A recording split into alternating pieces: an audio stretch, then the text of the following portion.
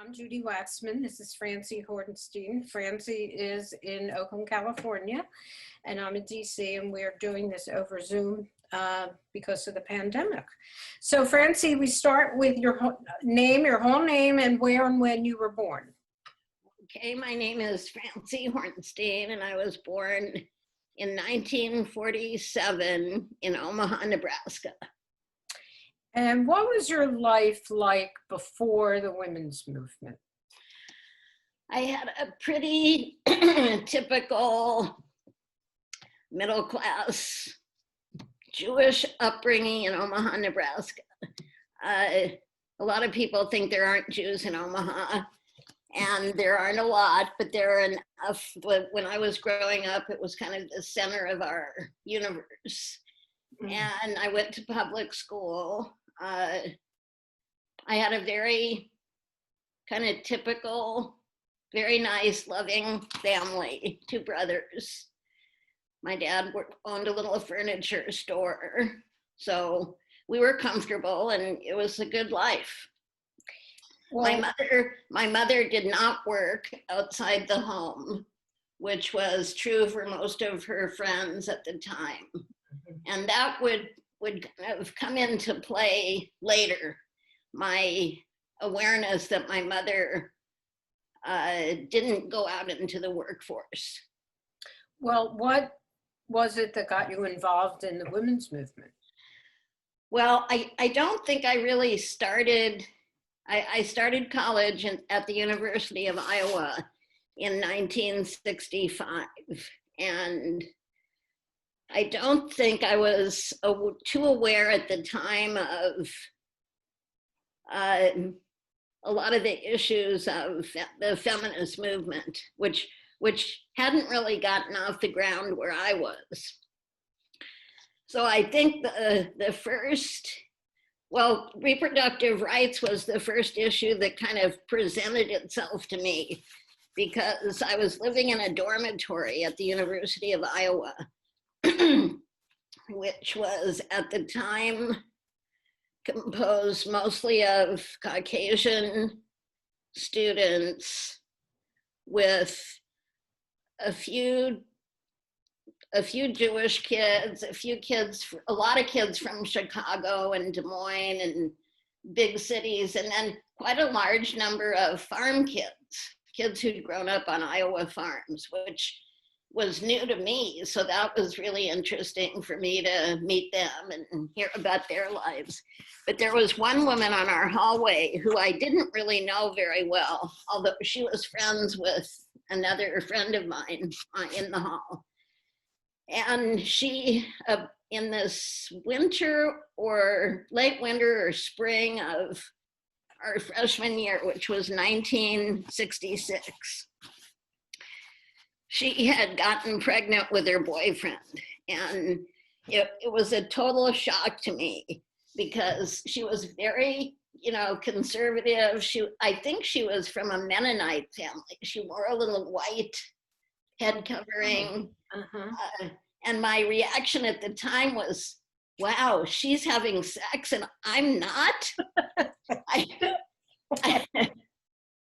So after I kind of recovered from my incredulity at that, coincidentally, I had been at a party a couple of weekends before I found out she was pregnant. And a guy that I was dating at the time had mentioned that a friend of his had gone to get an abortion in Des Moines. Abortion was definitely illegal at the time. So it was the first I had ever heard of, people getting abortions. I mean, I knew it happened, but I hadn't had any personal knowledge. So I had this kind of crisis of conscience about whether I should go try to get the name of the abortionist or the contact information for this woman on my dorm. And I didn't have any feelings about whether or not she had an abortion. I don't think even at the time, I felt like women should be able to decide whether or not they wanted to have kids. But what made me really nervous was, what if something bad happened? What if she died? What if it was a bad abortion? So my friend Carol, who was sort of the go-between between this woman and I on the subject, because I never talked to her about this. And her feeling through my friend Carol was she just could not, going to college was a big thing for her and for her family. And if they knew that she was sexually active and that she got pregnant, it would just be a disaster. So Carol and I talked, and we wanted to get the information, but we felt responsible for her. So at some point, someone had mentioned that a very progressive woman physician at Student Health at the University of Iowa, her name was Dr. Dewey, might be able to give us some advice. So we made an appointment and we went to talk to Dr. Dewey, and she was very matter of fact. She said, look, I'll describe what the issues are that could happen if she gets an infection, if she's bleeding, whatever could happen. And, she should go to the abortionist, and then when she returns, I'll see her the day after she returns at Student Health. So that was a really, really good arrangement. Right. And Dr. Judy did a lot of very progressive things at her time in Student Health. So I got the information, she went and had the abortion, everything was fine. Oh. So that sort of put me on a path of thinking about women's options. Also at the time, Student Health did not provide birth control to women who weren't married. It was right, 65, 66 was right about the beginning of when the birth control pill was being marketed and made available. But it wasn't an option for women who were not married. Right. So I remember I went home and told my mother the story, just kind of curious about what she thought. And she was completely supportive. My mother was not politically active. She was, had kind of a provincial life, but she was completely supportive. And then an aunt who had grown up in Omaha but had moved to New York came to visit, and we were talking about it. And she said, oh, when I was little, and this woman, this would have been in the 20s when she was young. She used to go play at her friend's house, her neighbor's house, and her friend's dad was a doctor in Omaha. And he had his office in the house. And she said that occasionally he would go upstairs to a room he had in the attic with women. And later she found out he was doing abortions. Wow. This was in the 1920s in Omaha. Right, wow. What a progressive place Omaha was. Well, who knew? So that kind of put the issue in my head, and I kind of went on my way, didn't think much more about it. In 1968, I took the whole year off and went traveling. And during all this time too, it was sort of, I was coming to terms with the fact that I was a lesbian, even though I was dating guys, and I wasn't quite ready to act on it. For one thing, I did meet, there were a number of lesbians who lived in the dorm with us, and they were friends. And Dale McCormick, who's another one of my colleagues at college, she was one of the first lesbians I ever met, and she has some really good stories about what it was like to be out. Dale was very political. Things were starting to heat up with opposition to the war, and I was in sympathy with those activities. But I left for a year to travel in Europe and Israel. And did a little bit of just, talking with people about the issues on my travels. I went to a big anti-war march in, I think in Munich. But, you know, it wasn't really in the front of my mind. But then I returned to the United States and I went back to Iowa in 1969. And the Women's Liberation Front was just getting going. So I had heard about it from some friends and I was really, really interested. And I kept hearing about this Women's Liberation Front, and some of the women were organizing the wait staff at the Field House, one of the big event venues. And then I kept hearing about this woman, Sandra, who had 3 kids that were under the age of 3, and she couldn't really come out much, but she was interested in working on daycare. And I really loved kids and babies, and I missed having my nieces close to me. So I was just waiting to meet this Sandra with the 3 babies. So I think in the spring of that year, kind of when the ice broke and people started coming out again, I finally got to a meeting of the Women's Liberation Front and met Sandra and all the other people who were involved. And Dale, my friend from the dorm, was also very involved. So that was really my first full-on entry into women's liberation and feminism. And it started with, we had consciousness raising groups.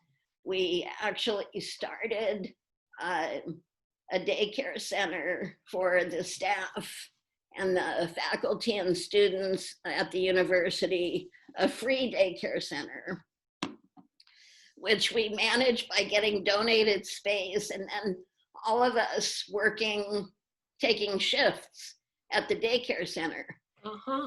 So those daycare centers eventually grew into 3 daycare centers, which we let the kids name the first 2. So one of them, the first one was Dum Dum Daycare. The second one was Ho Ho Daycare. And the third one was named by the adults, and it was called the Free Underground Care Collective with a K. It's hilarious. And Sandra actually organized a big demonstration, which led to our getting more donated space. And I was actually out of town that weekend, but she and a bunch of the women's liberation women and men and their kids took over an unused university building. And at that point, we had 2 churches donate space, and then the university donated a really nice space, the third one. So while that was happening, the Women's Liberation Front in Iowa City was a real hotbed of activity. So aside from consciousness raising groups and daycare, we had a writing collective, which went on to publish a newspaper called Ain't I a Woman, which was a really good, high quality publication. It was available in Iowa and sent to some bookstores around the country. In the same way that we read off our backs or other, new feminist publications. We started a health collective. The first activity was driving women from Iowa City to Des Moines every Saturday so that they could get birth control. There was a Planned Parenthood in Des Moines, which was a couple of hours away. And that was the only access that they had to birth control. And at the same time, we were pressuring the university to change their rules about making birth control available. We're still doing that, but that's an aside. Okay. Right. I think it was good for a while and then bad again, but maybe not. I don't know. Depends. So, we just on the side, we were learning self-defense. We took karate, and we started talking about doing a women's night. Well, there were some people were in the process of starting a free clinic with volunteers from the medical school and in the community. And so that was a couple years down the road, but we started talking about having, at the time, the feeling at the time is we want to make a revolution. And this was all part of making the revolution. Mm-hmm. So the daycare centers flourished. The newspaper was flourishing. We had started working on the clinic. I think I went to take a first aid, like a community college course on first aid, so that somebody in the daycare center would know what to do if kids got injured or got sick. Yeah, right. Good idea. We had a few typical epidemics of the stomach flu and other kinds of things, but basically it was a well-run little daycare center. And Sandra was the ringleader for all the daycare, and she started going to conferences about daycare. And at one, she learned about supplemental foods from the Department of Agriculture. And I don't know whether they're still given, but Sandra applied to get supplemental foods. And at the time, we just had the one daycare, and there were probably 20 or 25 kids. And so she ordered this food, and up comes this huge panel truck and unloads so much canned vegetables, peanut butter, frozen ground pork. I mean, enough to feed the whole community of everybody who was in the daycare center. Wow. So we ended up having to rent a freezer to store all of the frozen food and the butter and things that we didn't have room for in one little refrigerator in the church basement. And we probably gave some of it away. Most of the families were pretty low income. Mm-hmm. But we used that, and then I became in charge of the lunch program and the snack program. So we provided food for the kids and got a little more organized. I think there was an issue where someone reported us for being an unlicensed child care facility. Mm-hmm. So the state, Sandra started talking, she'll tell you this whole story herself, okay. But basically we pushed the state to develop regulations and guidelines for daycare for children under the age of 3, because there hadn't been. And we had everybody. We had a 3-week-old baby. Oh my gosh. We took whoever we had. We got donations of cribs and playpens and toys. So anyway, that was an exciting part. I want to hear about the health part that you got. Right, the health part. In 1972, in the fall of 1972, we had heard that the NOW chapter in Cedar Rapids, Iowa, had invited these 2 women from California who were coming to do something called a self-help clinic. And it was basically a health education program aimed at women's health. So 3 of us decided to go. We drove to Cedar Rapids and went, and that's where we met Carol Downer and Lorraine Rothman, who were from Southern California and were traveling across the country, demonstrating how to do cervical self-exam, how to do breast self-exam. They showed us this device that they learned which did this thing called menstrual extraction, which because of the legal climate at the time with abortion, we had to be pretty careful, and it was not referred to as a method of early abortion, but that was what was understood. Mm-hmm. Do you recall how many weeks pregnant somebody would be and you could still use it? Yeah, probably up to about 8 or 10 weeks. So it was definitely just for early abortion. It's very hard for me now to even call this an abortion because we were so careful at the time to not admit that we were doing abortions Uh-huh. or teaching. So I was just, all of us were just so excited about this revolutionary thing. And just, having the ability to see cervical self-examination. I mean, it was just like the curtain was lifted and you could actually see what women's reproductive organs and how everything worked. It was just so revealing and so impactful. So I talked to Carol and Lorraine, and they were going to give me the whole self-help clinic was based on a slide presentation, and each slide prompted a discussion of birth control, childbirth, sexuality, anything that was related to women's health, and particularly reproductive health. And it was an incredible venue for women to tell their stories of being treated very poorly or disrespectfully by doctors, being totally knocked out during childbirth so that when they woke up, they couldn't even remember where they were, what they were there for. So it was a real opportunity for women to look at the issues and also for us to learn from each other. Mm-hmm. So we were very excited.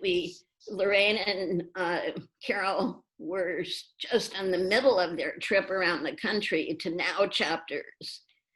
And but it was set up that when they got back, they would send us the self-help clinic slides and the script that went along with it. And then people were free to just improvise and, address whatever issues came up.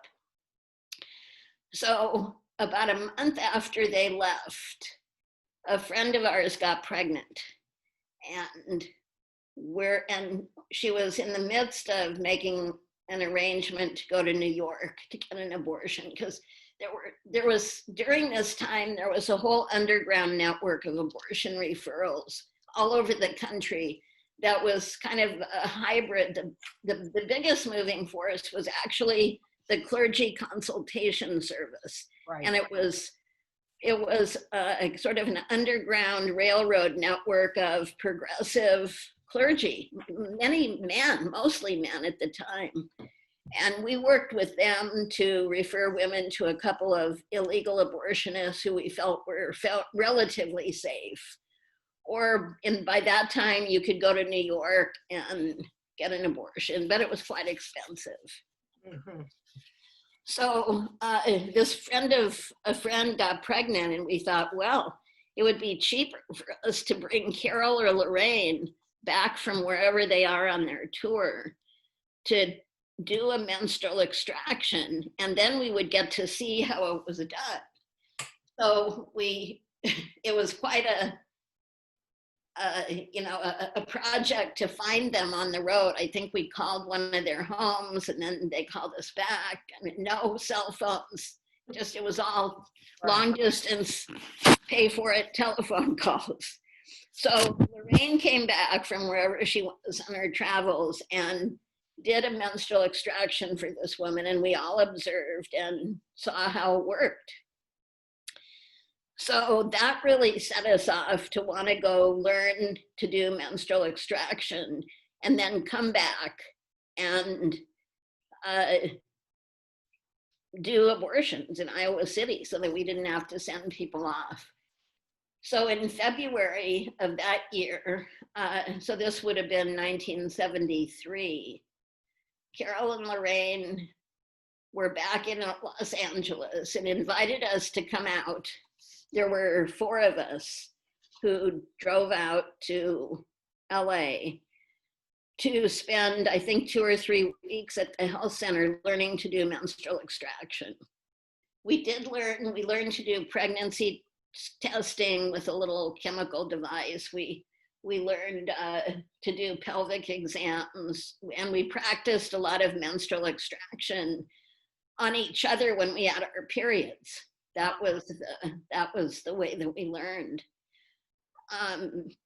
So while we were there, we were doing, we did pregnancy screening. They had a little building where they had, well, actually, I think at the time, they had a house they had rented where they did self-help clinics. And then they had a little storefront like clinic down the street where they actually saw women, did pregnancy testing, and then did abortion referrals to a hospital. So while we were in LA, we were all just talking about how we could set up a whole clinic, a whole women's clinic. So we decided, the four of us who were there decided we were going to go back to Iowa City, pack up, and move to Los Angeles to help Carol and Lorraine start the Feminist Women's Health Center. I mean, it was already really going with self-help and education, but we were going to help them get the clinic up and running. So we went back to Iowa. The idea was to come and stay for however long it took and then go back to Iowa City and do abortions. But when we got back to Iowa City with the skill and the knowledge of doing menstrual extraction, although limited. Right. Well, of course, by then abortion was legal, because that was January 73 when Roe came down. Oh, you know, maybe I'm a year ahead of myself then, because it must have been 71 and 72. Oh, okay. That Carol and Lorraine were there, because abortion wasn't legal. And we went back to Iowa City, and it was, the sort of reality hit us like a bucket of cold water. People were afraid to have us do the abortions in their homes. The reality of going to prison was real. And so we decided that the best thing we could do was go back to LA and get more education and information and help start that health center. So we did, and at the same time, the women in Iowa City had started a women's night. By then there was a free clinic and a women's night at the free clinic. So they were doing, teaching self-exam and doing some of the same things, but they weren't able to do abortions. And at the time, they were still sending women mostly to New York because you could get a legal abortion in New York. So we went to the health center, we, you know, got an apartment, we started being part of the staff. At the beginning, I don't think we got paid. We got our room and, you know, paid for our housing. But at the time we had an active abortion referral service. We used to put these red and white stickers. I think it said pregnant, need help. And then it had a phone number, and we just plastered these all over the entire city of Los Angeles. Everywhere we went to the beach, we put them up. We went to a restaurant, we put them in the bathrooms. And we started getting a lot of women who were coming to us. We would have them come to the clinic where we would do the pregnancy screening, which was a urine test. And then we had learned to do pelvic exams. And that was another real learning opportunity for us too, because women were at all stages of pregnancy. For us, it was just an estimation of their length of gestation, because we knew that at the hospital where we referred to, they would only do abortions up to 12 weeks. Oh. And then later they started doing late-term abortions up to, you know, probably 16 weeks, maybe a little bit beyond that.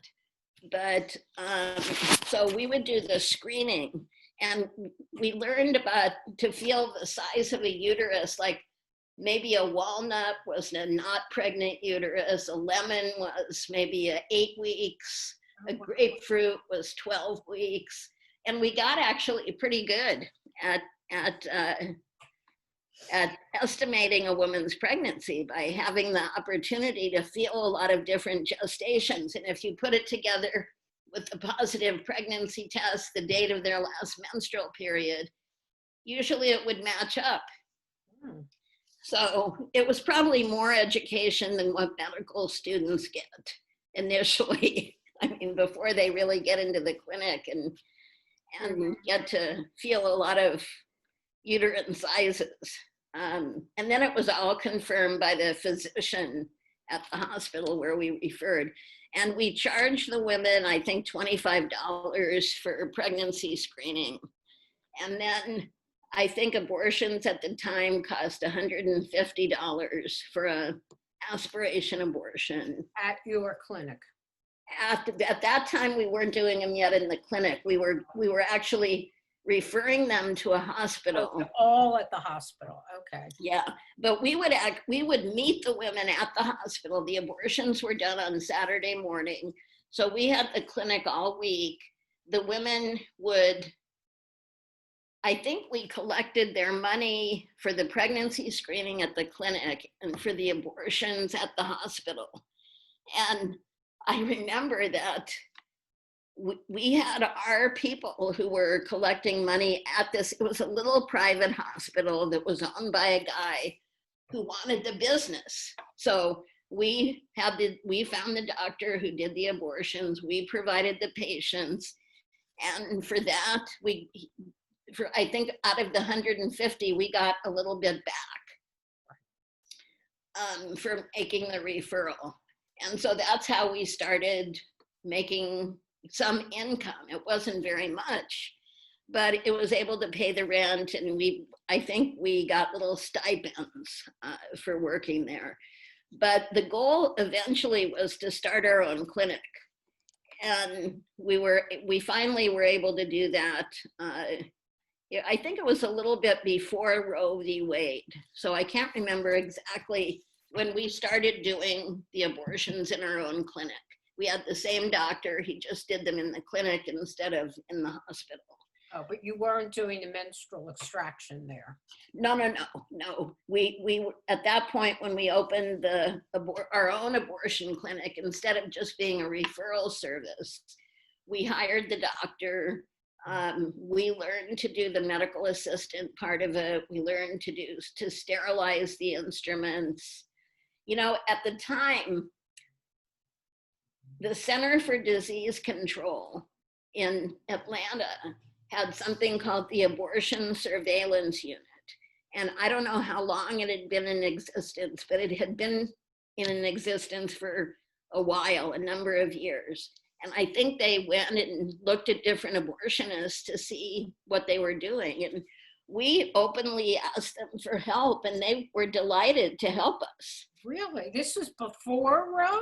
This was, I think, well, Roe again was January 73. Right, but in California, abortion was legal. Right. If it was for a physical or mental. Right. It was in both New York and California. That was. And DC, actually, but yeah. And it was kind of a rubber stamp at the time because, that was just how things evolved. So we started the clinic, and we actually, we joined the American Public Health Association. Okay. And that was a smart move because that's where we met all the abortion surveillance unit. Ah. And it was a number of young doctors and public health people who were really in support of us providing safe, legal abortion. So I remember this doctor just died a few years ago, but he had this amazing career of very progressive health advocacy. In some interview that I read, he talked about, being consulted by this group of young feminists in the early days and how he learned as much from us as we learned from him. He showed us how to do pap smears the correct way. We found that our doctors were doing them all wrong. So we had to show them how to do them. We talked about all the possible emergencies and how to deal with them. Willard Cates, C-A-T-E-S. He was a dream guy. There was a woman named Vicki Jones who was part of the abortion surveillance unit, who was a public health, she had a master's or PhD, and she actually came to visit us a number of times and helped us with our clinic protocols to just make it as safe and legitimate an operation as we could.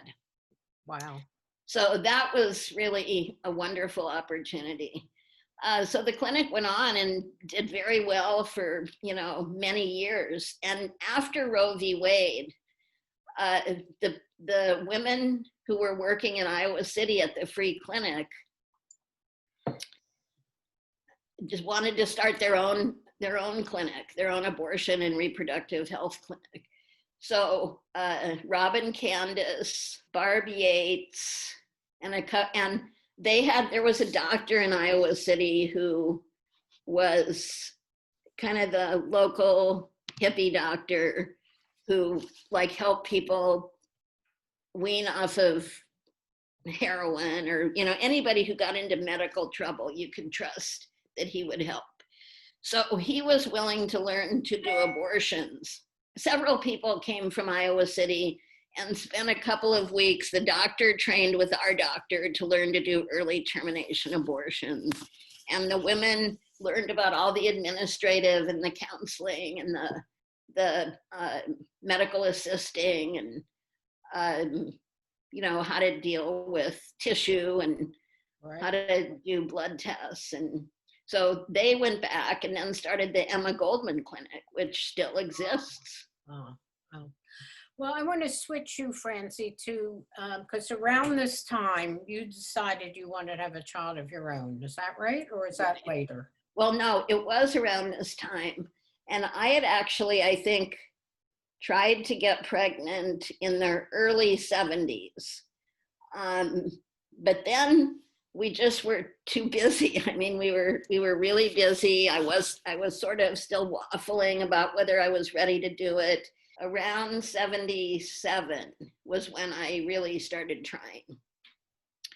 And, we did research, we read about donor insemination, and it seemed pretty simple. And because we had the abortion clinic, we actually had a couple, you can use a turkey baster, it works fine. And that's what many women did.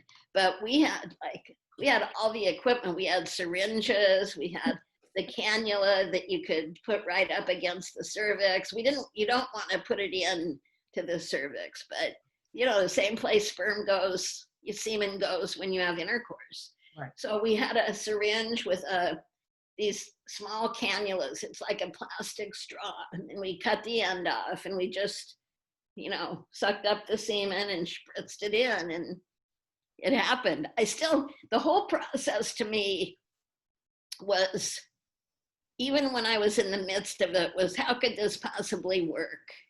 And would something go wrong? Like, would the sperm get damaged? Would there be some, being in the plastic? It was like anything you could worry about, I worried about. Oh, I'm sure. Now, did you have any trouble getting sperm? Yeah, it was difficult. I mean, there were doctors who did donor insemination. It was later found out they often use their own sperm. The problem was we really didn't know that many men. We were working mostly with women. Right. Half of us were lesbians. The other there were women who were married. But it was hard to find a donor. I had a very good friend who I really wanted to be the donor father, but it was just too new for him. And he didn't have a good relationship with his own father, and he didn't want to do it. So at that point, we just started asking everyone we knew. Wow. In retrospect, I'm not sure it's the way to go. And our thought at the time was, well, you don't really screen people before you sleep with them, but in reality, you do. Right. Anyway, I started trying to get pregnant in the end of 77, and then got pregnant in February of 78. I think it was, February. So it took a few tries. It actually took me 6 tries. Okay.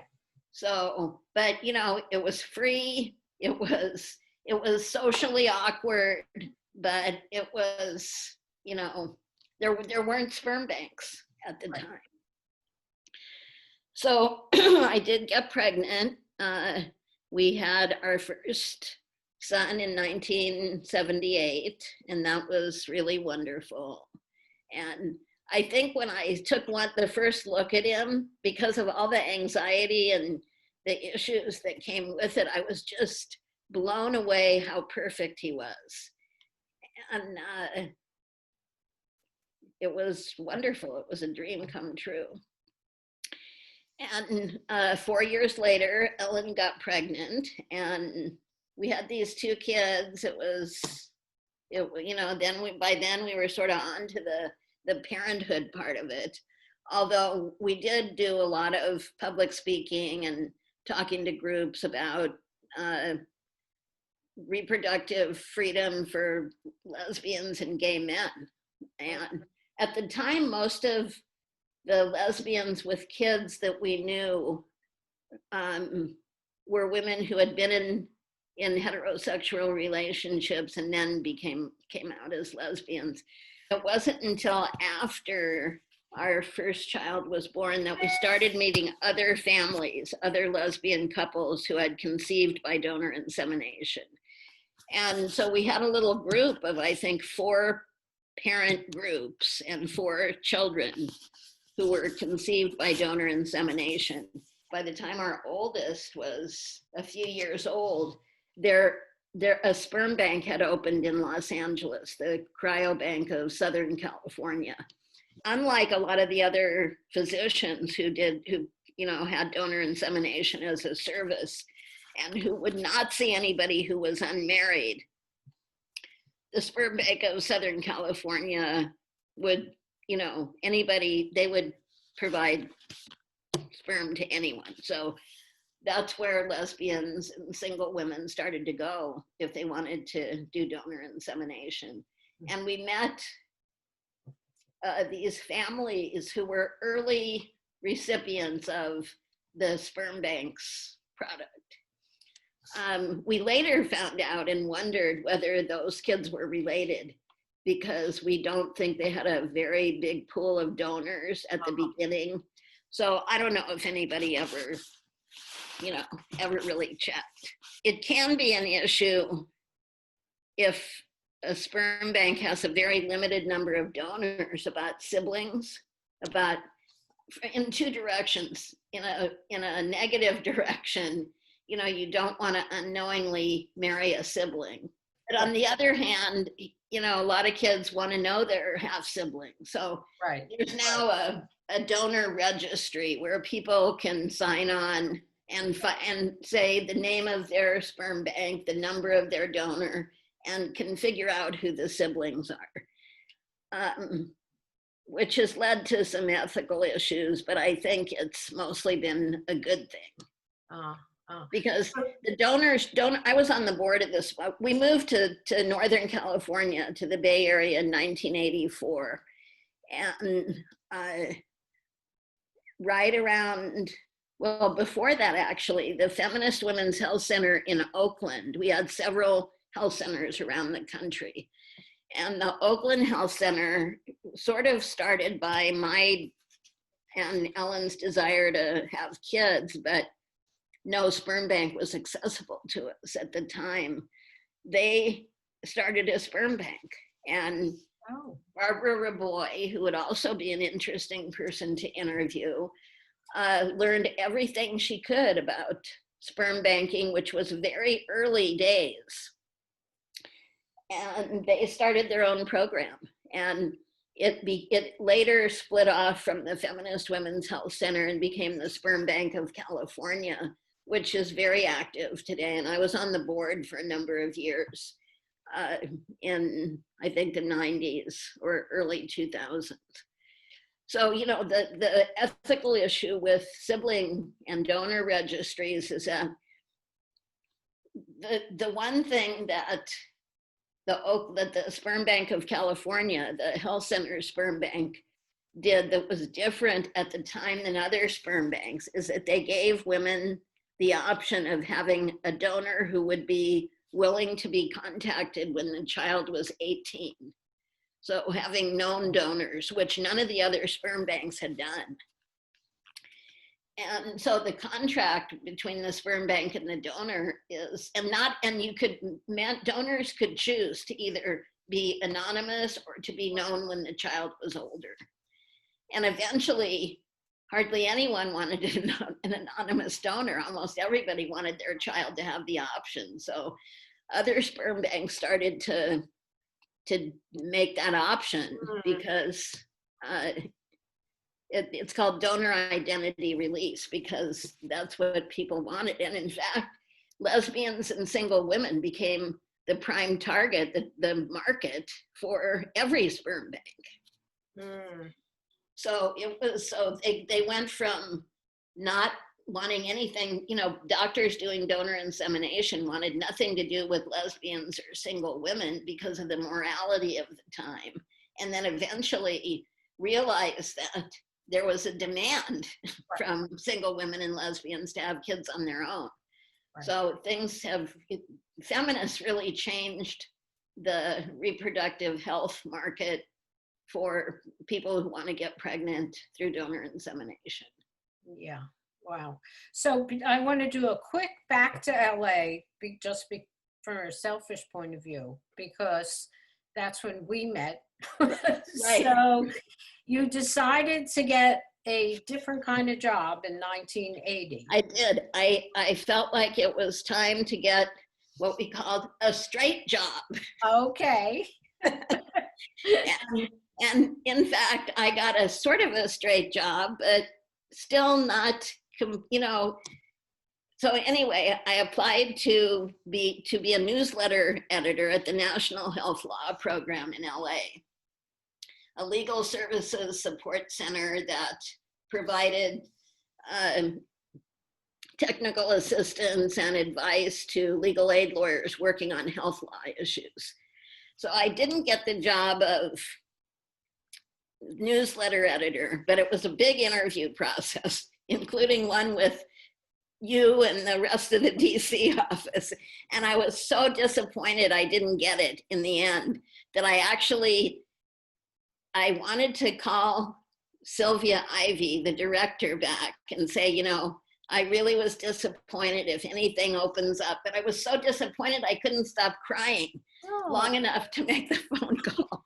So I waited till the next week and I called Sylvia and I said, I didn't realize how much I wanted this job till I didn't get it. And it wasn't just, the newsletter job, it was to work with NHELP, right.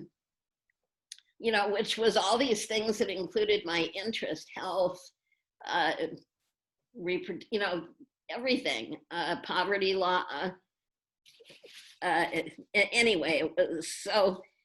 She was really lovely on the phone and she said, well, let me think about it. And she called me back within a couple of days and said, we're having a conference. I think it was on public hospitals. It was to bring people together to talk about public hospitals. And we need a conference coordinator. And I had done that at the health center. So they hired me in a half-time job, sort of temporary, to work on this conference, which I did. It was in Frederick, Maryland. It was really interesting for me to learn all about what was happening with public hospitals. And then that job just sort of turned into, I became a research associate, which basically was helping whatever lawyer needed help. Mostly I worked on Hilberton with Armin Freifeld, which was another education. That was just for audiences in the future. That was a requirement. If a hospital got federal money, they had to give out a certain amount of free care. Right. I wanted to explain the background. Right. So I always say that my 4 years at NHELP was like getting a master's degree in poverty health law, because I learned so much about the history of just public benefits and different programs that would actually, to flip forward for a second, I eventually went to Berkeley to get a master's degree in social work. And it was like I aced the whole first introductory introduction to social welfare, because it was all these programs, aid to the disabled, aid to the blind and disabled, all these programs that either I had been a recipient of, like food stamps when we were in Iowa City, or that I learned about through NHELP. So it was perfect. That's great. Okay, so let's move on to San Francisco. Okay, So but I do want to say one other thing for NHELP. So NHELP knew that both Judy and I had an interest in women's health and in improving outcomes in maternity care. So we actually worked on a really wonderful project that were in different communities. People were trying to provide assistance to low-income pregnant women and their kids. So that was a really good basis. Still have that volume I do too. Okay, great. Birthright, it was called. But right. Anyway. The Advocate's Guide to Ending Infant Mortality. And I'm still friends with a woman who I interviewed, Pat Young. She has a different name now, who was an advocate for African-American women to breastfeed at Highland Hospital. Oh. And we still are friends on Facebook and have a lot in common. Wow. Okay, so your whole family now moves to San Francisco, and that's in the middle 80s. And were you still involved in women's health there? You know, I was not so involved, but the first job that I got when we moved up here was, it was the main job I had for 10 years when we lived here. I was the director of a program called California Healthy Mothers, Healthy Babies. And it was a program that each state had their own version. And the goal was to improve outcomes for low-income pregnant women and their kids. Mm-hmm. And my job was as the director for California. So we had different work groups. We had conferences each year. We tried to bring together people who had successful programs that provided services to low-income women.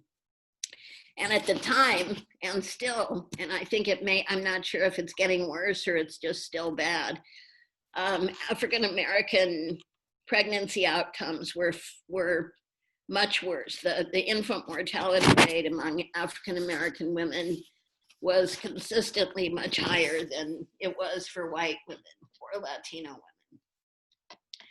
women. So the state was also working on a program to provide extra services to providers of services to low-income pregnant women. They provided extra health education, nutrition education, car seats, things that they thought would really impact the differential in outcomes in infant mortality between Black and white babies. I did that for 10 years. It was a great opportunity to meet people working on the same issues that I had been interested in for a long time. But it was also interesting because it wasn't in a context of feminism. So in one way, it was an opportunity to get some of these feminist ideas like reproductive choice out to other communities who were working in public health. Mm-hmm. And so I met some great people. There was a time in the 90s during the crack cocaine epidemic where the judicial system was prosecuting pregnant women who were using drugs, sending them to jail, taking their kids away. And so Healthy Mothers, Healthy Babies in California organized a subcommittee, which became its own organization, Pregnancy Advocates for Women who are using drugs, and had a big impact on taking away the punitive aspect and building in an educational supportive aspect. Oh, the organization was California Advocates for Pregnant Women. We did speaking to professional groups around the state and talked about the need for education, not punishment. And at the time, there was a lot of differential treatment of pregnant women who were using drugs. If a woman went to a private doctor, usually there was no screening, nothing happened. She could fly completely under the radar until she possibly gave birth to a drug-exposed baby, at which time it might be discovered. And then there were public facilities who were screening everybody and doing various either punitive or helpful things. But eventually, Kaiser Permanente all over, wherever they have Kaiser, developed a program called Early Start, which operates to this day. And in that program, every pregnant woman is screened for drugs, both a urine tox screen and also a verbal, kind of screening for, have your parents used, has your partner used, have you used any drugs? And it's not done in a punitive way. It's done in a way to offer support, because to just explain the benefits, the risk to a baby who's exposed in utero to drugs. It's interesting. Between my public health stuff and my feminist health, my use of the term baby or fetus for a pregnancy has evolved largely into designating whether this woman chooses to give birth or not give birth. It wasn't from anything I heard or read. It's just something I found myself doing, that when you're talking to a pregnant woman in prenatal care, a fetus doesn't seem to be quite appropriate. Anyway, so Kaiser's program has been very successful. They still have some women who give birth, who use during pregnancy and give birth, but they're given, every support to try to stop. And it's that all came out of that era. That's amazing. Okay, so we're getting a little bit towards the end of the time, but I do know that you left Healthy Mothers, Healthy Babies to get another degree and then speak a little about your last job. Okay, so what happened in the 10 years I was the director of Healthy Mothers, Healthy Babies is that I learned that I'm not a good administrator. I'm not a good director. And it was, I did it, the organization made it, but I was always envious of the people who were on the front lines, the people who were seeing the pregnant women, who were providing them education and support. So I decided I could either get a degree in public health or I could get a degree in social work. And I knew that many MPH graduates that I knew ended up in administration. So then I chose social work. Okay. And it was with the goal of doing medical social work. And my interest really wasn't necessarily in working with mothers and babies anymore. I was in the meantime, my brother had died of cancer.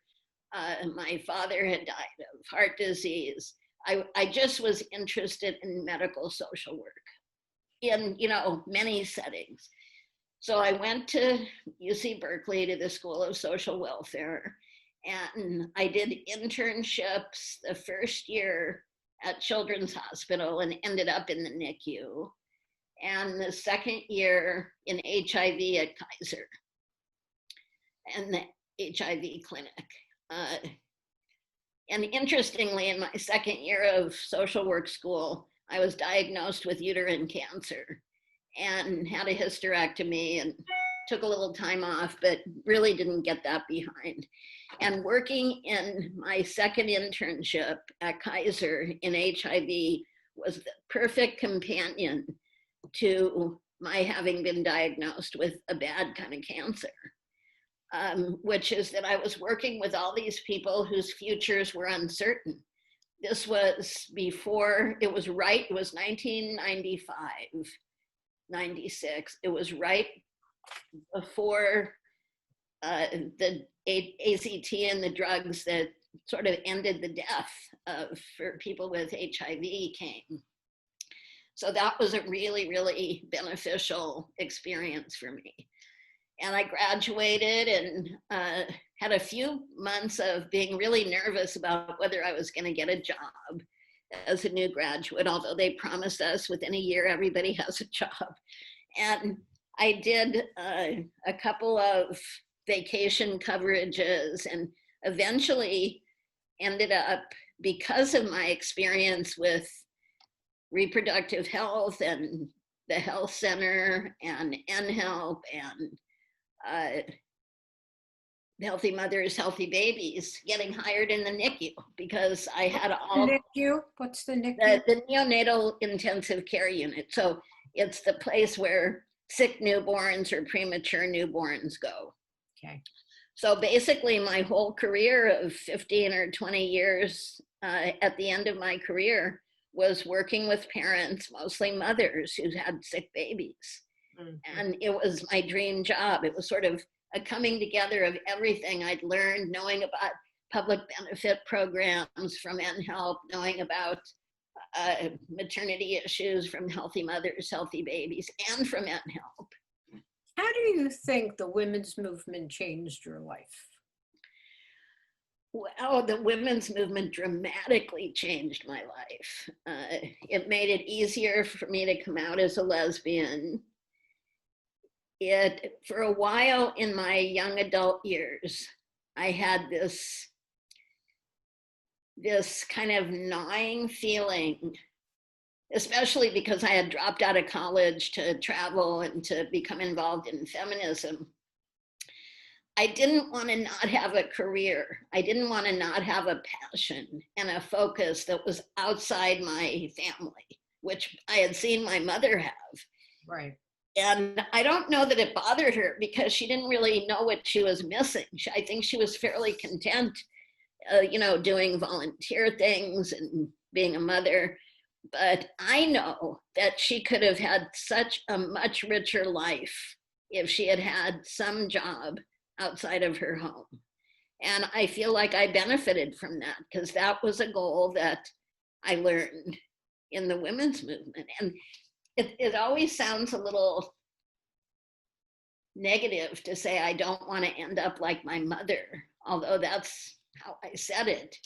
But I feel sad that she never had the opportunities that I had. And I know she was totally in support of them because of the conversations we had.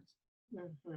So I think it really has given my life meaning and a focus. And I feel like we've changed the world in some ways. Right, I think so. What more can you ask for? Right.